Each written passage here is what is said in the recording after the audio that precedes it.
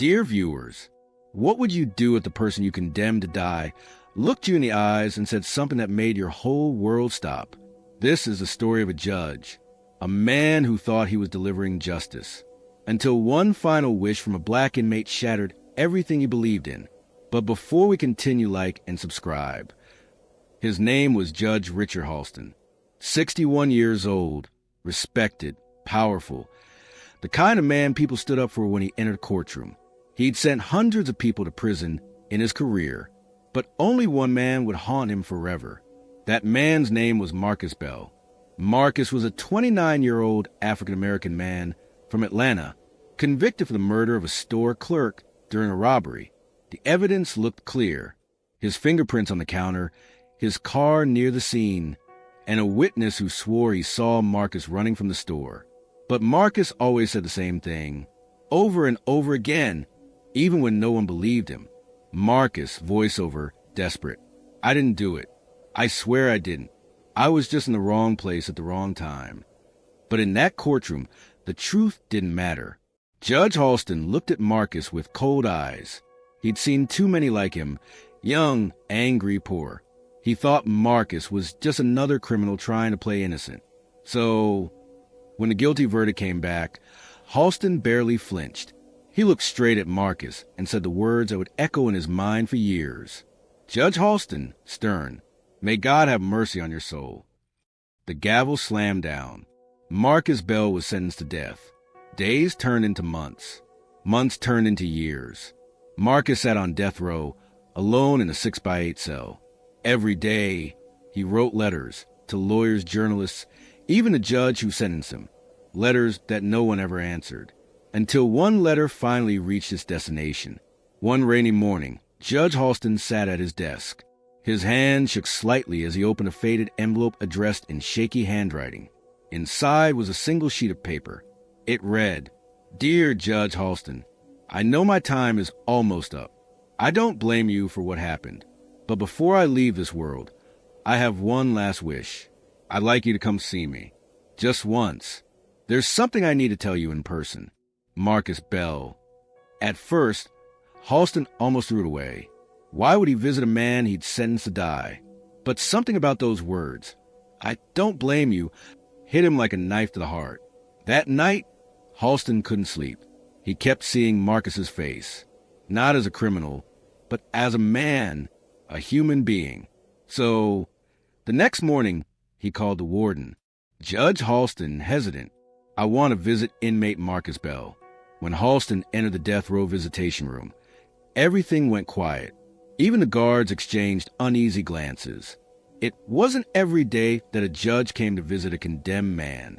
Marcus was sitting at the table, thin, tired, but calm. His eyes, they weren't angry anymore. They were peaceful. "Marcus," softly, "you came."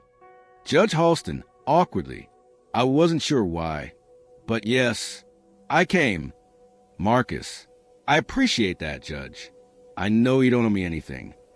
They sat in silence for a moment. Then Marcus leaned forward, hands cuffed, eyes full of something Halston couldn't describe. "Marcus, Judge, I've made peace with what's coming. But there's one thing I need before I go." "Halston, what is it?" "Marcus, I want you to find the truth. Not for me, but for my mama. She still believes I'm innocent. Please, let her die knowing her son wasn't a killer." Those words pierced through Halston's chest. For the first time, the weight of all his judgments, all the lives he decided, came crashing down. Still, he tried to remain composed.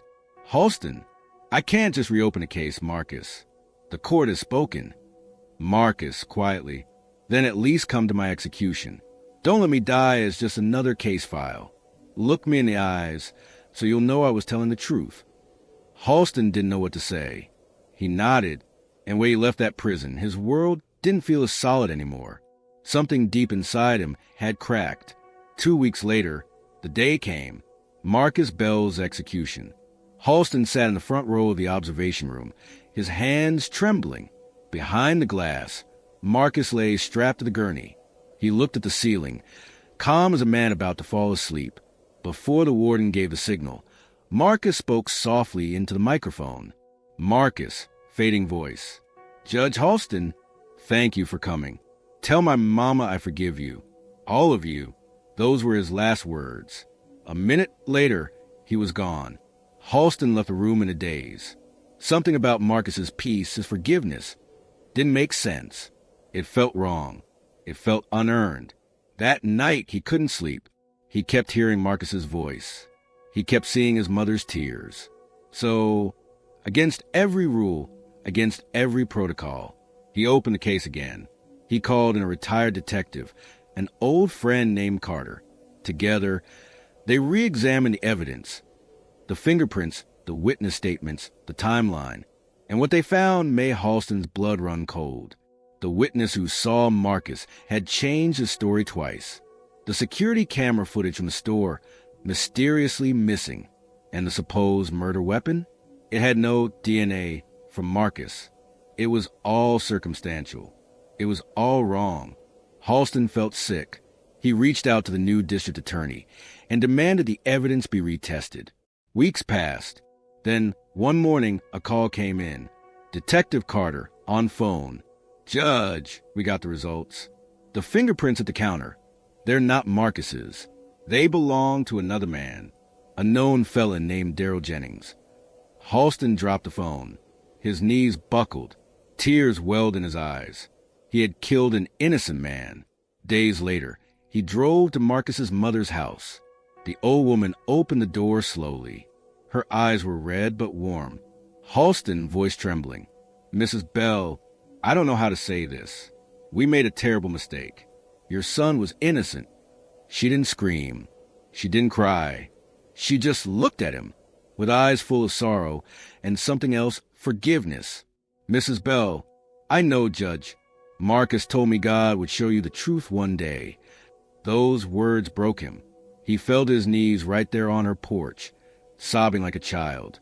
From that day forward, Halston changed. He resigned from the bench. He sold his house. He started a foundation in Marcus's name to help wrongfully convicted inmates.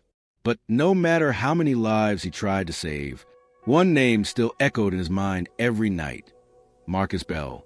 Years later, during an interview, a journalist asked him, Judge Halston, what's your biggest regret? He stared at the floor for a long time before answering. Halston, I fulfilled a man's last wish, and it destroyed me, because that wish opened my eyes. It made me see the system for what it is, flawed, unfair, and cruel. I thought I was serving justice, but I was serving with pride. He paused and looked up. Halston, softly, if I could speak to Marcus again, I'd tell him, I'm sorry, and I'd thank him, because he showed me what real forgiveness looks like.